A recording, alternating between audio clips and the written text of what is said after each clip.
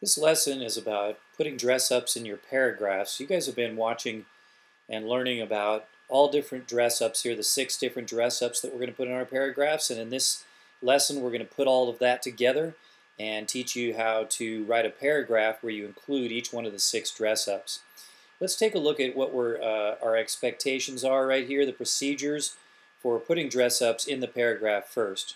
You have to have one of each of the 6 dress-ups in your paragraph. You need to make sure that the dress-ups are not the first word of the sentence. Of course, you're allowed to put those dress-ups as the first word, but you cannot underline them and count them as a dress-up if you use them as the first word of the sentence. The next thing is that you need to underline each one of your dress-ups and only underline one of each. Make sure you do not underline 2 of one dress-up. And the dress-ups must improve your writing. Make sure that when you use a dress-up, you go back and read it, and that it sounds much better than what the sentence sounds like without the dress-up in it. Sometimes kids actually ruin their writing by putting these dress-ups into their writing. And then next, use a word list, especially for the strong verb and the quality adjective, and even perhaps for the ly word.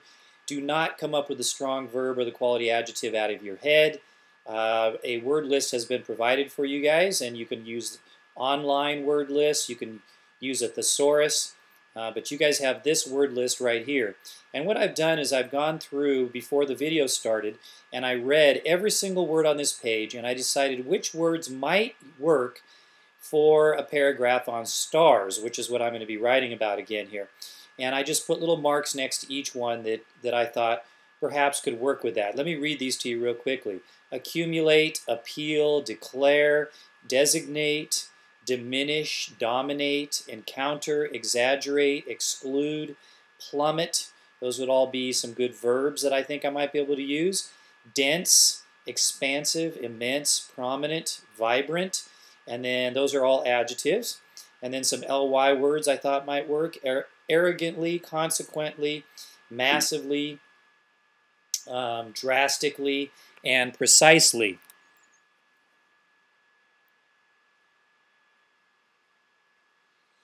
So remember that with the quality adjective and the strong verb, you do not just come up with the words out of your head. You need to get them from some other source, and they need to be words that you would not normally use in your writing, that a kid your age would not use. All right, and then the last suggestion down here is the purple words or the purple dress-ups up here need to be kept separate. Do not put any of these 3 in the same sentence with each other. It's not that it's wrong to do it that way, it's just that you're going to end up with a big mess on your hands and it's not going to sound good. All right, so we're going to go ahead and get started. We're going to write this paragraph on stars like what we did in the other videos, except we're going to be putting dress-ups in our writing. You do not need to do the dress-ups in order. All right, so the first thing you want to do is think of the basic sentence in your head and then add in the dress-ups.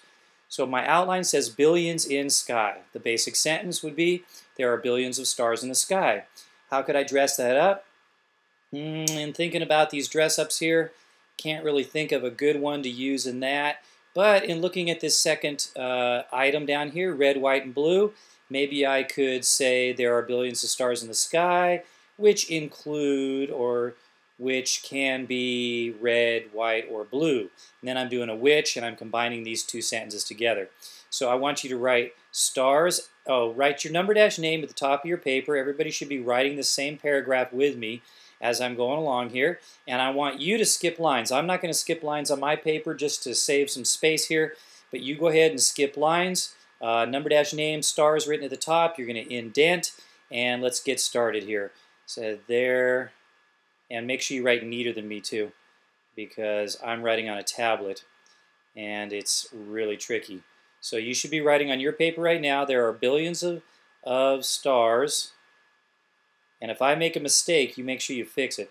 In the sky, notice I indented. I want you to skip lines though, comma, because I'm going to my which clause, which can be, I'm going to say either red, comma, white, comma, or blue. Period. All right, I'm going to go ahead and cross off my who, which, and I'm going to check off that I did these two items on the outline so I don't lose track of which ones I've already completed. Make patterns, constellations. The stars make patterns called constellations. And I'm not really coming up with, I've already thought of this kind of before the video to save time, but I'm not really coming up with a way to use a dress up in that one. So I'm going to go ahead and just write that sentence.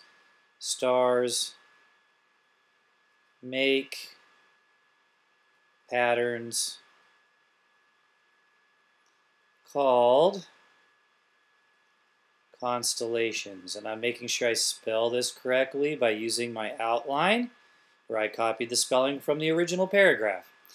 All right, Big Dipper 1. Okay, let me think. Which one of these dress-ups?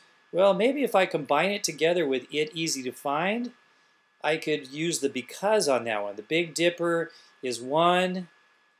The Big Dipper is one that most people know because it is easy to find. Everybody seems to know about the Big Dipper, right? So I can throw a because in there, and I can combine these two sentences together. Go ahead and write this on your paper. I'm capitalizing Big Dipper. It's a proper noun. The Big Dipper is one that most people recognize because it is so easy to find. Hopefully by saying what I'm writing out loud, I'm helping you to be able to write along with me there and work a little bit more quickly. So I've got my because done. I crossed out that. I checked off these two items. Huge look tiny. Well, you know what? I could put an although in there with that one because these two ideas don't really go together. And you want to use an although with two ideas that are inconsistent. And so I could say the stars look huge, although, the stars are huge, although they look tiny. Okay, you know, I might even switch that around. The stars look tiny, although they are actually, I could get an ly in there too, and actually quite, and I could do the quality adjective. Instead of huge, I could say immense.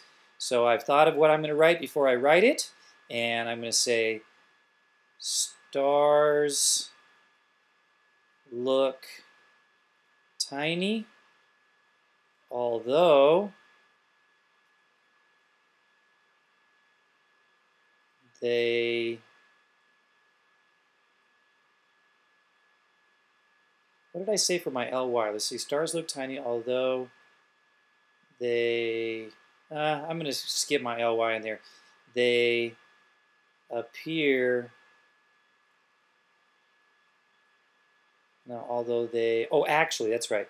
Although they are actually quite immense. And I got that off my word list from the vocabulary. So I'm not just coming up with that out of my head. Okay, and I used my although right there, so I'm going to scratch that off. And I've got my quality adjective, and I did that sentence. Okay, the sun, one sky. The sun is one star we see in the sky. Oh, and I got my ly. No, wait, I didn't. Did I use? I used my quality adjective. Oh, I got my ly right here. Forgot to underline it. There we go. All I have to do is get my strong verb in. Well, I can't really think of a strong verb that I'm going to use in this one, so I'm just going to go ahead and write the sentence. The sun is one such star in the sky. Okay. Scientists study astronomers. Let's take a look at the word list here again. Come on. Okay, there it is. I'm looking for a strong verb. Scientists, they're called astronomers. What could I say here? They are declared. We could say they're designated. How about designated? That would work. They're just designated as astronomers. Scientists who study stars are designated as astronomers. Period. Okay, so I got that one, and I got my strong verb. I've got all 6 dress-ups in there, and I do not underline the who, even though I used a who, because I've already got the which underlined up here, and I'm only allowed to underline one of each. All right, and then don't know many. They don't know how many, don't forget to skip lines, stars are in the sky. Astronomers believe, I'm going to change think to believe, there may even be trillions. And put an exclamation point there. All right, so I've written my paragraph. I've got all the parts of the outline, and I'm going to go back and check. Do I have one of each? Who, which is right there. Because is right there. The although is right here. My strong verb is down there. And my quality adjective is right there. And my ly is right there. So I double check to make sure I've got all of them. And none of them are the first word of the sentence. They're all underlined. They definitely improved my writing. I used a word list, and I kept these 3 purple ones separate from each other. One's here, and one's there. So I've got them all in separate sentences, and my paragraph is looking pretty good. So make sure you have that copied down. Bring it to school with you tomorrow.